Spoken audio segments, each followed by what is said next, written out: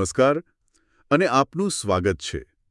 આજે આપણે એક બહુ જ અગત્યના વિષય પર વાત કરીશું, અંગ્રેજી ભાષા અને આજના વિશ્વમાં એનો વ્યાપ કેટલો છે. હા, નમસ્કાર. આપણી પાસે સ્ત્રોત છે 25 English language and its scope, અંગ્રેજી ભાષા અને તેનો વ્યાપ નું યુનિટ 1. તો આજે આપણે એ સમજવાની કોશિશ કરીશું કે અંગ્રેજી આંતરરાષ્ટ્રીય અને વૈશ્વિક ભાષા કેવી રીતે બની. બરાબર. એને શીખવા માટે કયા કૌશલ્યો મતલબ કે સ્કિલ્સ જોઈએ, મીડિયા અને ઇન્ટરનેટમાં એનું શું સ્થાન છે, અને પોતાના માટે એટલે કે સ્વ-અધ્યયન અને પ્રોફેશનલ ડેવલપમેન્ટ માટે અંગ્રેજી કેમ આટલું મહત્વનું છે. ચાલો શરૂ કરીએ. ચોક્કસ. જુઓ, 21મી સદીમાં જ્યારે આખું વિશ્વ જોડાઈ રહ્યું છે ત્યારે અંગ્રેજીનું મહત્વ સમજવું ખૂબ જરૂરી છે. વૈશ્વિકરણ વધ્યું છે, ટેકનોલોજી આવી છે, હા, એટલે લોકો વચ્ચે, દેશો વચ્ચે સંપર્ક બહુ વધી ગયો છે. અને આ બધા માટે એક કોમન લેંગ્વેજ તો જોઈએ ને. સાચી વાત છે. એક કડી જોઈએ. બસ. સ્ત્રોતની પ્રસ્તાવના પણ એ જ કહે છે કે જેમ જેમ ભૌતિક વિકાસ થયો એમ આપણા સંબંધો અને વ્યવહારો પણ વધ્યા. અને આ બધાના કેન્દ્રમાં ભાષા છે. તો ચાલો એકદમ બેઝિકથી શરૂ કરીએ. ભાષા એટલે શું? આપણે રોજ વાપરીએ છીએ, પણ એની વ્યાખ્યા શું? સ્ત્રોત શું કહે છે? હા, સારો સવાલ છે.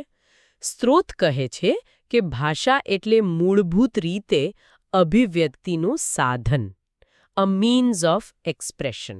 ઓકે, અભિવ્યક્તિનું સાધન. હા, એમાં ધ્વનિઓ હોય છે, અવાજ. એની એક સિસ્ટમ છે. આ ધ્વનિઓ ભેગા થાય એટલે શબ્દો બને. અને પછી વ્યાકરણના નિયમો પ્રમાણે એ શબ્દો વાક્યોમાં ગોઠવાય. એટલે વૈજ્ઞાનિક રીતે કહીએ તો બોલાતા ધ્વનિ સંકેતોની એક વ્યવસ્થા છે. જેનાથી આપણે વાતચીત કરીએ છીએ. બરાબર. આપણા વિચારો, લાગણીઓ, જરૂરિયાતો બધું વ્યક્ત કરીએ છીએ. સમાજમાં વ્યવહાર ચલાવીએ છીએ. મૂળ ઉદ્દેશ શું?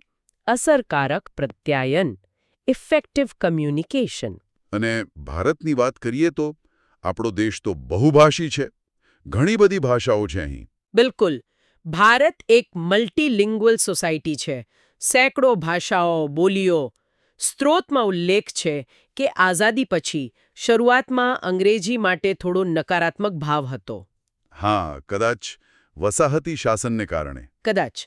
પણ પછી ધીમે ધીમે, ખાસ કરીને ગ્લોબલાઇઝેશન પછી, બધાને સમજાયું કે અંગ્રેજીનું વ્યવહારિક મહત્વ કેટલું છે. એટલે હવે એને સ્વીકારવામાં આવે છે. હવે બે શબ્દો વારંવાર આવે છે, આંતરરાષ્ટ્રીય ભાષા અને વૈશ્વિક ભાષા. શું આ બંને સરખા છે કે કંઈક ફરક છે? ના, એમાં થોડો તફાવત છે અને સમજવો જરૂરી છે. સ્ત્રોત એ સ્પષ્ટ કરે છે. જુઓ, આંતરરાષ્ટ્રીય ભાષા એટલે કે ઇન્ટરનેશનલ લેંગ્વેજ. હા. એનો સીધો મતલબ છે એવી ભાષા જે બે કે તેથી વધુ દેશો વચ્ચે વાતચીત કે વ્યવહાર માટે વપરાય. જેમ કે બે દેશના રાજદૂતાવરીઓ મળે અને કોઈ એક ભાષામાં વાત કરે. ઓકે, રાષ્ટ્રો વચ્ચે વપરાતી ભાષા. બરાબર. હવે વૈશ્વિક ભાષા એટલે કે ગ્લોબલ લેંગ્વેજ. આ થોડો વધારે વ્યાપક શબ્દ છે. ડેવિડ ક્રિસ્ટલ નામના ભાષાશાસ્ત્રી છે. એમણે 1997માં એક સરસ વ્યાખ્યા આપી હતી. શું વ્યાખ્યા હતી? એમણે કહ્યું, A language gains a status as a global language when it has a special role that is recognized in every country in the world. અચ્છા, મતલબ કે દુનિયાના દરેક દેશમાં એનું કોઈ ખાસ મહત્વ હોય. બરાબર. દરેક દેશ એને કોઈકને કોઈક રીતે ઓળખતો હોય, એનો ઉપયોગ કરતો હોય. પછી ભલે એ શિક્ષણમાં હોય, વ્યાપારમાં હોય, વિજ્ઞાનમાં હોય, ગમે ત્યાં. અને એ જરૂરી નથી કે એ એમની પહેલી ભાષા જ હોય. બીજી ભાષા તરીકે કે વિદેશી ભાષા તરીકે પણ એ બહોળા પ્રમાણમાં વપરાતી હોય. એટલે વૈશ્વિક ભાષાનો દરજ્જો માત્ર બે દેશો વચ્ચેના ઉપયોગથી વધુ છે. એની હાજરી અને મહત્વ દુનિયાના લગભગ બધા દેશોમાં સ્વીકારાયેલું હોય. તો પછી અંગ્રેજી તો આ વ્યાખ્યામાં એકદમ ફિટ બેસે છે. ચોક્કસપણે. એના ઇતિહાસ અને ફેલાવા વિશે સ્ત્રોત શું કહે છે? ક્યારથી આટલી બધી ફેલાઈ? હા, એનો ઇતિહાસ પણ રસપ્રદ છે. લગભગ 10મી સદીમાં જે હતી એ ઓલ્ડ ઇંગ્લિશ, પછી 14મી સદીમાં મિડલ ઇંગ્લિશ આવી. ઇંગ્લેન્ડની ભાષા હતી. પણ પછી બ્રિટિશ સામ્રાજ્ય ફેલાયું એટલે અંગ્રેજી પણ America, Canada, Australia, New Zealand, Bharat, Africa ઘણા બધા દેશોમાં પહોંચી. એટલે પહેલા આંતરરાષ્ટ્રીય બની. હા, પહેલા આંતરરાષ્ટ્રીય બની અને પછી ધીમે ધીમે એનું મહત્વ એટલું વધ્યું કે વૈશ્વિક ભાષા બની ગઈ. સ્ત્રોતમાં પેલો mapsofworld.comનો ચાર્ટ પણ છે, જેમાં ટોપ 10 અંગ્રેજી બોલતા દેશો બતાવ્યા છે. એના આંકડા ખરેખર જોવા જેવા છે. ખાસ કરીને MCQ માટે કયા દેશો અને આંકડા યાદ રાખવા જેવા છે. હા, એ યાદી બહુ મહત્વની છે. એનાથી ખ્યાલ આવે કે અંગ્રેજી ક્યાં ક્યાં બોલાય છે અને કેટલા લોકો બોલે છે. જુઓ, પહેલા નંબરે તો યુનાઇટેડ સ્ટેટ્સ છે. ત્યાં 251 મિલિયનથી વધુ લોકો બોલે છે. એટલે લગભગ 95.81% વસ્તી. એ તો સ્વાભાવિક છે. હા, પણ બીજો નંબર જુઓ, ભારત, ઇન્ડિયા. આ રસપ્રદ છે. અહીં 125 મિલિયનથી વધુ લોકો અંગ્રેજી બોલે છે. 125 મિલિયન? હા. ઓકે. ટકાવારી ઓછી છે, વસ્તીના લગભગ 11.38% જ, પણ સંખ્યાની રીતે બહુ મોટી છે. એ બતાવે છે કે ભારતમાં બીજી ભાષા તરીકે અંગ્રેજીનો વ્યાપ કેટલો મોટો છે. બરાબર. પછી? ત્રીજા નંબરે ફિલિપિન્સ છે. લગભગ 90 મિલિયન લોકો, જે એમની વસ્તીના 92.58% છે. ચોથા નંબરે નાઇજીરિયા, 79 મિલિયન, એટલે 53.34%.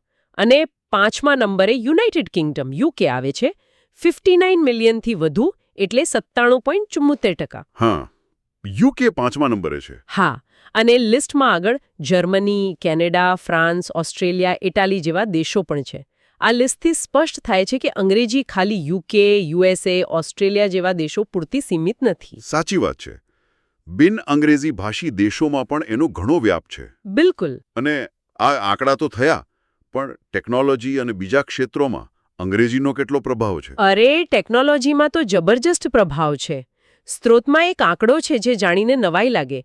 દુનિયાભરના કમ્પ્યુટર્સમાં જે ડેટા એન્ટર થાય છે એમાંથી લગભગ 82% અંગ્રેજીમાં હોય છે. 82%? હા, તમે વિચારો, internet, email, e-commerce, social media બધું મોટાભાગે અંગ્રેજીમાં જ ચાલે છે. આ જ કારણે દુનિયાભરમાં લગભગ 10 કરોડ લોકો, જેમની માતૃભાષા અંગ્રેજી નથી, તેઓ અંગ્રેજી શીખી રહ્યા છે. યુરોપનું ઉદાહરણ આપ્યું છે સ્ત્રોતમાં.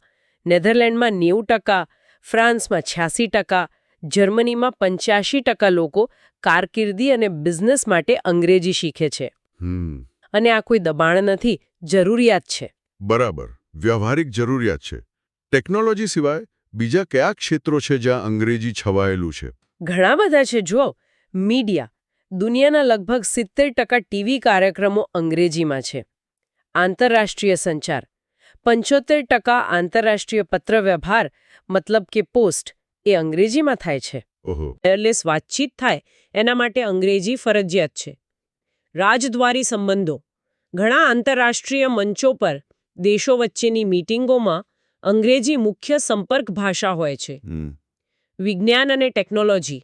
મોટાભાગનું રિસર્ચ, સારા જર્નલ્સ, ટેકનિકલ પુસ્તકો બધું અંગ્રેજીમાં જ પ્રકાશિત થાય છે. માહિતી.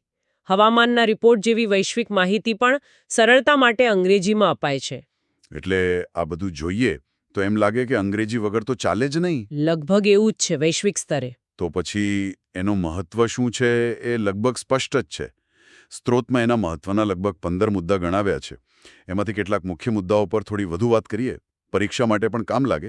હા, ચોક્કસ. આ 15 મુદ્દાઓ અંગ્રેજીના અલગ અલગ પાસાઓને ઉજાગર કરે છે. ચાલો, મુખ્ય મુદ્દાઓ જોઈએ. પહેલું તો એ વિશ્વ ભાષા, વર્લ્ડ લેંગ્વેજ. આખી દુનિયાને જોડે છે. બીજું, વ્યાપાર અને ઉદ્યોગની ભાષા. આંતરરાષ્ટ્રીય વ્યાપાર, કોમર્સ, બિઝનેસમાં મુખ્ય ભાષા અંગ્રેજી છે. બરાબર. ત્રીજું, એમાં સમૃદ્ધ સાહિત્ય અને જ્ઞાનનો ભંડાર છે. ક્લાસિકલથી લઈને આધુનિક સાહિત્ય, વિજ્ઞાન, બધું જ. ચોથું, શૈક્ષણિક જર્નલ્સ અને રિસર્ચ પેપર્સ મોટાભાગે અંગ્રેજીમાં હોય છે. પાંચમું, ઉચ્ચ શિક્ષણ, મેડિકલ, એન્જિનિયરિંગ, મેનેજમેન્ટ આ બધા માટે અંગ્રેજી જરૂરી છે. અને ભારતમાં એનું શું મહત્વ છે? એ છઠ્ઠો મુદ્દો છે. ભારત જેવા બહુભાષી દેશમાં એ જોડતી ભાષા, લિંક લેંગ્વેજનું કામ કરે છે. જુદા જુદા રાજ્યો, જુદી જુદી ભાષા બોલતા લોકો વચ્ચે સંપર્ક માટે. હા, આ બહુ અગત્યનું છે. સાતમું, રોજબરોજના જીવનમાં અને વ્યવસાયમાં પણ એનો ઉપયોગ વધતો જાય છે, ખાસ કરીને શહેરોમાં. 8મું, આંતરરાષ્ટ્રીય પ્રવાસન, એરપોર્ટ, બેન્કિંગ જેવી જગ્યાએ અંગ્રેજી મુખ્ય છે. ઇન્ટરનેટનું શું? એ 9મો મુદ્દો. ઇન્ટરનેટ પર મોટાભાગની માહિતી અંગ્રેજીમાં છે. 10મું, વિદેશમાં ભણવા જવા માટે જરૂરી છે. નોકરી માટે? 11મો મુદ્દો. વૈશ્વિક રોજગારી અને MNCsમાં નોકરી માટે ઉપયોગી. 12મું, બીજી સંસ્કૃતિઓને સમજવા માટે મદદરૂપ. 13મું, એ ગ્રંથાલય ભાષા લાઇબ્રેરી લેંગ્વેજ છે. Library language? હા, એ કઈ રીતે? એટલે કે લાઇબ્રેરીમાં જે સંદર્ભ ગ્રંથો, મહત્વના પુસ્તકો હોય એ મોટા ભાગે અંગ્રેજીમાં હોય, એટલે રિસર્ચ માટે જરૂરી બને. અચ્છા, ઓકે. 14મું, કેટલાક લોકો માટે એ મોભા અને ફેશનની ભાષા પણ છે, સ્ટેટસ સિમ્બોલ. અને 15મું, વૈશ્વિકરણમાં એની મુખ્ય ભૂમિકા રહી છે. વાહ! એટલે લગભગ જીવનના દરેક પાસાને સ્પર્શે છે. શિક્ષણ, નોકરી, વેપાર, સંચાર, જ્ઞાન, બધું જ. પેલું જોડતી ભાષા અને ગ્રંથાલય ભાષાવાળું ખરેખર વિચારવા જેવું છે. બરાબર. જોડતી ભાષા તરીકે એ દેશની અંદર અને ગ્રંથાલય ભાષા તરીકે એ વિશ્વના જ્ઞાન સાથે જોડે છે. આ જ એની શક્તિ છે. તો હવે જો અંગ્રેજી આટલી બધી મહત્વની છે, તો એને શીખવી કઈ રીતે? કોઈપણ ભાષા શીખવા માટે કઈ બેઝિક સ્કિલ્સ જોઈએ? સ્ત્રોતમાં પેલું LSRW લખ્યું છે, એ શું છે? હા, કોઈ પણ ભાષા શીખવાનો મુખ્ય હેતુ તો વાતચીત કરવાનો છે, બરાબર? પ્રત્યાયન. એના માટે 4 મુખ્ય કૌશલ્યો છે, જેને ટૂંકમાં LSRW કહેવાય છે. LSRW. L એટલે લિસનિંગ, શ્રવણ. S એટલે સ્પીકિંગ, કથન. R એટલે રીડિંગ, વાંચન. અને W એટલે રાઇટિંગ, લેખન. Okay. Listening, speaking, reading, writing. હા, ભાષા આવડે છે એનો મતલબ શું? કે આ 4 કૌશલ્યો પર તમારું પ્રભુત્વ છે. ભાષા શિક્ષણનો ધ્યેય આ 4માં વિદ્યાર્થીને સક્ષમ બનાવવાનો છે. ચાલો, એક પછી એક સમજીએ. શ્રવણ કૌશલ્ય એટલે ખાલી સાંભળવું? ના, અહીંયા એક મહત્વનો ભેદ છે. સ્ત્રોત એ સમજાવે છે, શ્રવણ કૌશલ્ય, લિસનિંગ સ્કિલ, એ ખાલી હિયરિંગ નથી. હિયરિંગ એટલે શું? કાન પર અવાજ પડવો. એ શારીરિક ક્રિયા છે, લગભગ નિષ્ક્રિય. પણ લિસનિંગ એટલે કે શ્રવણ એ એક સક્રિય માનસિક પ્રક્રિયા છે. એમાં તમે ધ્યાનથી સાંભળો છો અને જે કહેવાયું છે એનો અર્થ સમજવાની કોશિશ કરો છો. સ્ત્રોતમાં લખ્યું છે, અર્થગ્રહણયુક્ત સાંભળવું એટલે શ્રવણ. એટલે હિયરિંગ કાનથી થાય, લિસનિંગ મનથી. બરાબર કહ્યું. મન અને હૃદયથી. અને આ ભાષા શીખવાનું પહેલું અને બહુ જ મહત્વનું પગથિયું છે. ઓકે. અને બીજું, કથન કૌશલ્ય? કથન કૌશલ્ય, સ્પીકિંગ સ્કિલ. આ એટલે આપણા વિચારો, લાગણીઓ, જે કંઈ કહેવું છે એને બોલીને વ્યક્ત કરવાની ક્ષમતા. આ પ્રોડક્ટિવ સ્કિલ છે. આપણે ભાષા ઉત્પન્ન કરીએ છીએ. હા. રોજિંદા જીવનમાં, સંબંધોમાં, વ્યક્તિત્વના વિકાસ માટે બધે જ સ્પષ્ટ અને અસરકારક રીતે બોલતા આવડવું જરૂરી છે. સ્કૂલમાં જે મૌખિક કાર્ય કરાવે છે ને, એ આ કૌશલ્યના વિકાસ માટે જ હોય છે. બરાબર. હવે ત્રીજું, વાંચન કૌશલ્ય. વાંચવું એટલે ખાલી અક્ષર ઓળખવા?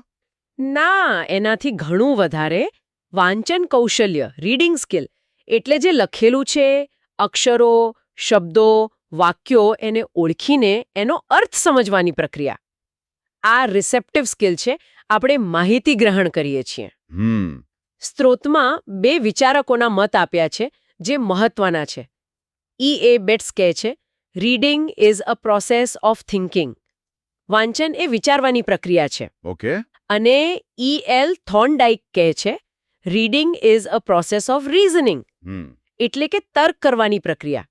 અને હા, વાંચન એક રીતે ક્રિએટિવ પણ છે. ક્રિએટિવ કઈ રીતે? કારણ કે જ્યારે આપણે વાંચીએ છીએ ત્યારે લેખકે જે લખ્યું છે એના વિચારો, એના ભાવો, એને આપણે આપણા મનમાં ફરીથી બનાવીએ છીએ. એનું અર્થઘટન કરીએ છીએ.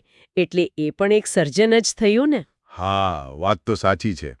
અને ખાસ કરીને ભારતમાં જ્યાં અંગ્રેજી બીજી ભાષા છે, ત્યાં વાંચન ક્ષમતા કેળવવી બહુ જરૂરી છે. અને છેલ્લું કૌશલ્ય, લેખન. હા, લેખન કૌશલ્ય, રાઇટિંગ સ્કિલ. હા. આ એટલે વિચારોને લખીને વ્યક્ત કરવા. આ પણ પ્રોડક્ટિવ સ્કિલ છે. પેલું ફ્રાન્સિસ બેકનનું વાક્ય છે ને, કયું? Reading maketh a full man, conference a ready man and writing an exact man. વાહ. વાંચન માણસને પૂર્ણ બનાવે, ચર્ચા હાજર જવાબી બનાવે અને લેખન ચોક્કસ બનાવે. વાહ. લેખનમાં 2 પાસા છે. એક તો શારીરિક હાથ આંગળીઓથી અક્ષરો લખવા અને બીજું માનસિક વિચારોને ગોઠવવા, યોગ્ય શબ્દો વાપરવા, સ્પષ્ટ રીતે લખવું. એટલે લેખન ખાલી વાક્યો લખવા એટલું નથી. એ લેખક અને વાચક વચ્ચે સંવાદ રચવાની પ્રક્રિયા છે. એને રચના, કમ્પોઝિંગ પણ કહી શકાય. તો આ થયા 4 પાયાના કૌશલ્યો LSW.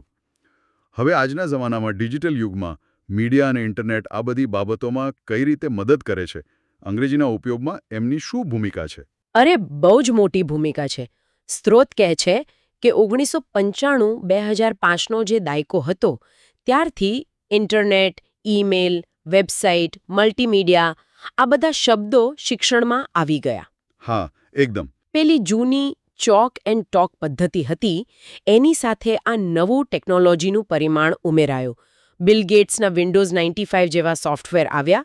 એનાથી કમ્પ્યુટર પર લખવું, સુધારવું બધું સહેલું થઈ ગયું. તો આ ટેકનોલોજી ખાસ કરીને મીડિયા અને ઇન્ટરનેટ અંગ્રેજી શીખવામાં કેવી રીતે મદદ કરે છે? 2 મુખ્ય રીતે, સ્ત્રોત પ્રમાણે. પહેલું છે મીડિયા. અહીં મીડિયા એટલે ટેકનોલોજીવાળા શૈક્ષણિક સાધનો. જેમ કે કમ્પ્યુટર પર ક્લિપઆર્ટ્સ, પાવરપોઈન્ટ પ્રેઝન્ટેશન, અંગ્રેજી શીખવા માટેની શૈક્ષણિક CDs. આ બધાથી શીખવાની પ્રોસેસ વધુ ઇન્ટરેસ્ટિંગ બને છે. જોઈ શકાય, સાંભળી શકાય. હા, વિઝ્યુઅલ એન્ડ ઓડિયો. બહુ જ મહત્વનું છે, કારણ કે મટીરિયલ મોટા ભાગે અંગ્રેજીમાં હોય છે. પણ હા, આ બધાનો ફાયદો લેવા માટે પેલા LSRW કૌશલ્ય તો જોઈએ જ. અને બીજું, ઇન્ટરનેટ. હા, ઇન્ટરનેટ એને તો માહિતીનો સુપર હાઈવે કહ્યો છે. અને સાચું જ છે. બિલકુલ. ગૂગલ, યાહૂ જેવા સર્ચ એન્જિનથી તમે દુનિયાની કોઈપણ માહિતી કોઈપણ વેબસાઇટ સુધી પહોંચી શકો છો. ઓનલાઈન ન્યૂઝપેપર, મેગેઝિન્સ, ઈ-બુક્સ, શૈક્ષણિક પોર્ટલ્સ, વિડિયોઝ, કેટલું બધું છે. અને એમાંનું મોટાભાગનું અંગ્રેજીમાં છે. બરાબર. એટલે હવે શિક્ષણ ખાલી ચોપડીઓ કે ક્લાસરૂમ પૂરતું નથી રહ્યું. એ ડિજિટલ થઈ ગયું છે અને આ બધા સાધનો અંગ્રેજી શીખવા અને વાપરવા માટે બહુ જ ઉપયોગી છે. એકદમ સ્પષ્ટ વાત છે. ટેકનોલોજીએ અંગ્રેજીના વ્યાપને ખરેખર બહુ મોટો વેગ આપ્યો છે. હવે આપણે છેલ્લા મુદ્દા પર આવીએ. સ્વ-અધ્યયન એટલે કે સેલ્ફ લર્નિંગ અને વ્યાવસાયિક વિકાસ એટલે કે પ્રોફેશનલ ડેવલપમેન્ટ માટે અંગ્રેજી કેમ જરૂરી છે? આજનો યુગ તો જ્ઞાનનો યુગ છે. Knowledge is power. બિલકુલ. આજના જમાનામાં સતત નવું શીખતા રહેવું, અપડેટ રહેવું બહુ જ જરૂરી છે. અને અંગ્રેજી આ બંનેમાં સેલ્ફ લર્નિંગ અને પ્રોફેશનલ ડેવલપમેન્ટ ખૂબ મદદ કરે છે. કઈ રીતે? પહેલા સ્વ-અધ્યયન માટે કહો. સ્વ-અધ્યયન માટે ઇંગ્લિશ ફોર સેલ્ફ લર્નિંગ. પહેલું તો અંગ્રેજી આવડે તો તમારી ભાષા સમૃદ્ધ થાય, શબ્દભંડોળ વધે. બીજું, જે લોકો ડિસ્ટન્સ એજ્યુકેશનથી ભણવા માંગે છે એમના માટે અંગ્રેજી લગભગ ફરજિયાત જેવું છે, કારણ કે કોર્સ મટીરિયલ અંગ્રેજીમાં હોય છે. ત્રીજું, વાંચવાનો શોખ હોય તો અંગ્રેજીમાં પુસ્તકો, લેખો, બ્લોગ્સ, ઈ-બુક્સ કેટલું બધું છે. તમે જાતે વાંચીને જ્ઞાન મેળવી શકો. ચોથું, કમ્પ્યુટર, પ્રોજેક્ટર, સ્માર્ટફોન જેવા સાધનો વાપરવા માટે પણ અંગ્રેજીનું જ્ઞાન કામ લાગે છે, કારણ કે એમના મેનુ, સૂચનાઓ બધું ઘણીવાર અંગ્રેજીમાં હોય છે. હા, એ વાત સાચી છે. અને પ્રોફેશનલ ડેવલપમેન્ટ માટે નોકરી ધંધામાં કેવી રીતે મદદ કરે? વ્યાવસાયિક વિકાસ માટે ઇંગ્લિશ ફોર પ્રોફેશનલ ડેવલપમેન્ટ. કામની જગ્યાએ, ઓફિસમાં, સહકર્મીઓ સાથે, ઉપરી અધિકારીઓ સાથે, ગ્રાહકો સાથે સારી રીતે વાતચીત કરવા માટે, સંબંધો બનાવવા માટે અંગ્રેજી ઉપયોગી થઈ શકે છે, ખાસ કરીને મોટી કંપનીઓ કે MNCsમાં.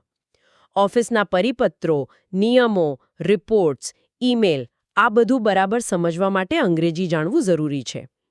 જે લોકો ટીચિંગ જેવા પ્રોફેશનમાં છે એમના માટે અંગ્રેજીનું જ્ઞાન નવા રિસોર્સ વાપરવામાં, પોતાના વિષયમાં અપડેટ રહેવામાં અને ભણાવવાની પદ્ધતિને વધુ સારી બનાવવામાં મદદ કરે છે.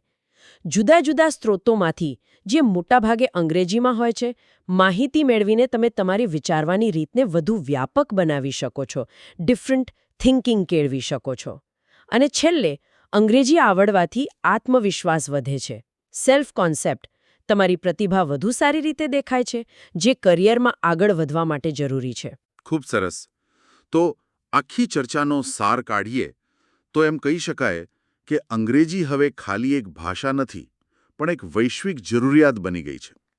એનો ઇતિહાસ, એનો ફેલાવો, ટેકનોલોજી, વ્યાપાર, શિક્ષણમાં એનું પ્રભુત્વ, આ બધું એને ખૂબ મહત્વનું બનાવે છે.